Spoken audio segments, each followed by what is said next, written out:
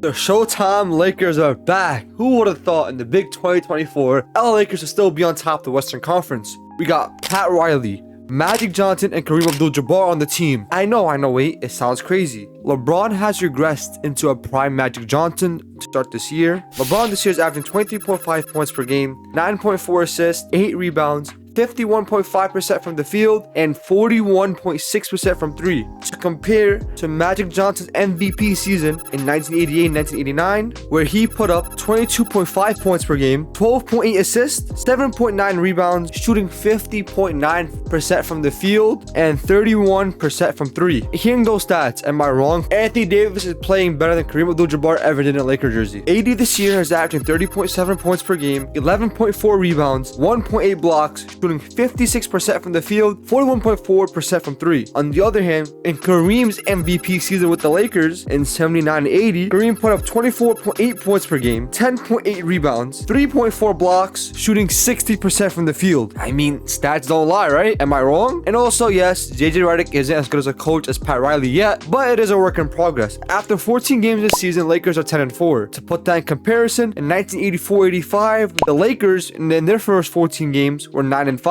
I'm just saying it is written on the walls. As someone who has watched 70+ Laker games every year over the past 6 years, I'm just grateful for us to start 10-4. The 2024 Lakers are currently sitting 3rd in the Western Conference, being half a game off the 1 seed and on a 6-game winning streak. This is the best start we've had since the 2021 season and before the organization was ruined by a singular man. Well, actually 2 men ruined this organization, being Russell Westbrook and Darvin Ham. Darvin ended up dragging this team 2-10 start 2 years ago, and I'm grateful for how things are under JJ Redick. I was skeptical at first, not gonna lie, as JJ being a rookie head coach had never coached at a professional level, but he has exceeded all my expectations. So far to start the year, the Lakers ranked 4th in the league in offense. Compared to last year, the Lakers were 15th in offensive rating, which is a massive improvement to start the year. On the defensive side of things, outside of Anthony Davis and the occasional good defensive minutes from Gabe Vincent, the Lakers don't have a point of attack defender, and still waiting on Vander to come back, which to this day I don't understand the mystery of this injury. It's been a year since we seen Vander on the court, and now to this day he's still hurt with no timetable about when he's coming back. It's clear the Lakers need a POA. So Rob, get on that phone and make the calls. We don't need a 3rd star. We don't need Zach LaVine. We need anyone of that nature. Speaking of POAs, the 2 guards that were supposed to be the POAs of this team have been nothing but dog shit to start the year. Gabe Vincent to start the year is averaging 3 points per game, 28% from the field, and 19% from 3. And Max Christie, on the other hand, has been nothing but a negative on the court, a -4 ±, which is one of the worst in the league. Yes, it's been bad. They've basically been played off the court, and time again, their defense hasn't been as good as we assumed them to be. Max Christie, I was speaking so highly of you last season. I'm saying that Darvin Ham is a dumbass for not playing you all year, just for you to come out here and do absolutely nothing. Damn, maybe this meathead Darvin Ham actually had a point in not playing you. Speaking of meatheads, why is D'Angelo Russell still on my team? But he's not played at a starter level all year, getting benched 6 games into the season.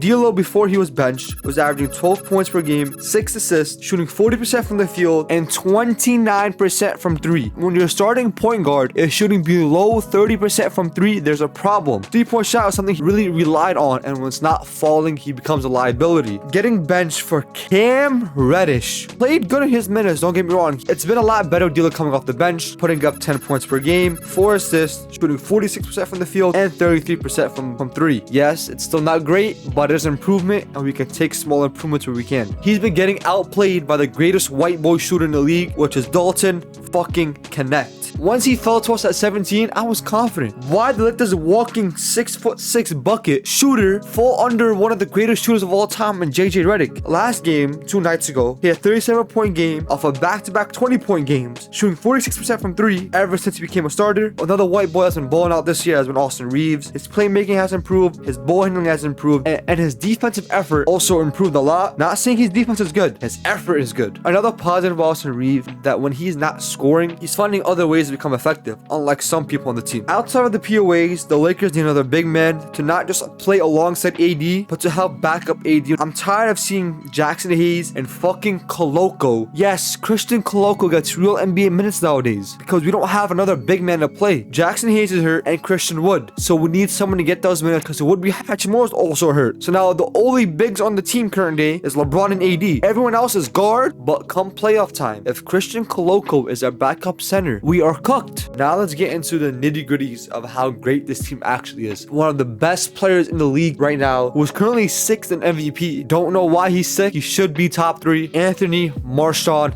Davis, who has been great on both ends of the court, playing at an MVP level and Defensive Player of the Year level, and we haven't seen AD like this since Vogel, because fuck Darvin Ham and everything he stood for. Was not drawing up plays for Davis down the stretch of games, when Davis would have 30 points going into the fourth quarter, end up with like 32 points, only taking one shot in the fourth. It was a simple formula which JJ implemented early. I just wish it was implemented 2 years ago, so that 40-year-old LeBron didn't have to run the offense because Darvin Ham wanted him to. Letting AD be that dominant big in the high and low post and scoring in the mid-range just like the old days. And I don't know how JJ unlocked Anthony Davis' jump shot again, but he did. Anthony Davis is shooting almost 42% from 3 this year. He's attempting 2.2 threes a game while shooting almost 42% from 3. I've seen him dominate bigs like Rudy Gobert. He has dominated Victor Wembanyama, dropping 40 on Victor, dropping 40 on Gobert. It's been a great year to watch Anthony Davis hoop. The offense this year has been drastically different than the last previous years, actually running sets and plays when they're needed, and not just giving players the ball and saying, you do you, bro. You do you. Get me a bucket. They feel like an actual NBA offense now, which is a good thing, and that all goes back to JJ Redick. As a coach, he has exceeded my expectations. They were low to begin with, I'm not gonna lie, because of that shit stain we had the last 2 years. Everything JJ and LeBron talked about on Mind the Game, we've seen it on the court with our own very eyes. LeBron, I'm not gonna lie, has looked kinda rough. And I know his stats look really pretty for like a guy about to turn 40 in a month. Stats look great. I don't know, man. There's been some rough patches. I've seen him miss wide open layups that he would normally make, shoot an open 3-pointer, hit the side of the backboard. And sometimes this game you think like, man, LeBron, maybe it's time that you leave basketball before basketball leaves you, you know? Like the wheels are falling off, bro. But then his games against the Grizzlies, he drops like a 30-point triple-double, or against the Kings, another 30-point triple-double. But then he has games against the Suns where he scores 10 points exactly. Like I've seen missed layup after missed layup after missed layup, brick 3 after brick 3. There also is a lot of positives from LeBron this year when he's not scoring the ball. He has shown down the stretch of the game that he can still dominate when he's needed to. With the help of JJ Redick, who has put LeBron in position to initiate the offense, but not only with his body, but also with his mind. Throughout LeBron's old age, he would become into a 40%